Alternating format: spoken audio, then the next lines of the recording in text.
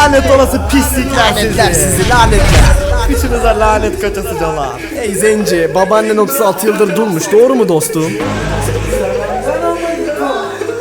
O bu değil de çocuğun amcası anasına kayıyor, çocuk kalkıyor rap yapıyor. Muhabbete bakalım. Escobar'ın sikkalı. Burası Bağcılar adamı.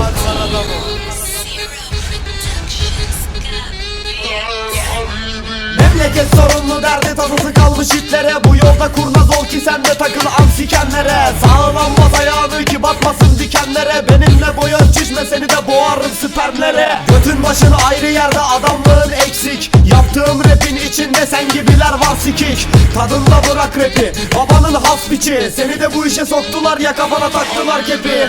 Anırma it gibi lan, amına kodumun eşeği. Belli açılmış deliğin logar kabaklar gibi. Dinleyenin hatası var, barındırır piçleri. Tasması var ellerinde Jagged gibi itlerin. Benim tarzım ayrı kalır çünkü yarrağım kalın. Senin gibi bir müptezeli burada ederler hadım. Sen rapçi değilsin lan, anca olursun karım. Ben de tarzımın ilkiyim, sen de benim yarrağım.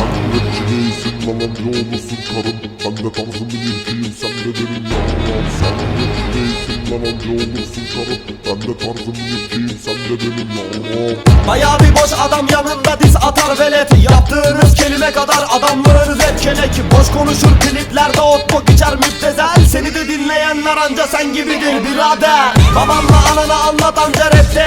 Çünkü boş vakitlerin doludur sikilmekle. Sözlerinde yok bir anlam, yok bir kafiye. Seni de böyle dislerimle gömerim maziye. Fanboyun koyun sürüsü hepsi 10 yaşında.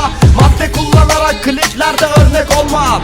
Çapın ne senin lan, Escobar'ın sik kılı. Kafiye nedir bir öğren, amına kodumun aptalı. Yapar bir parça salak, çocukluğunu anlatır. Sen burada doğruyu yaz, onlar orada abartır. Çünkü onlar için felsefen bayağı bir bayattır. Seninkiler Türkçe rapse, benimkiler sanattır. Ye amın oğlu ye. Vaktin varken canın sağken ye. Keyyo! Keşömen.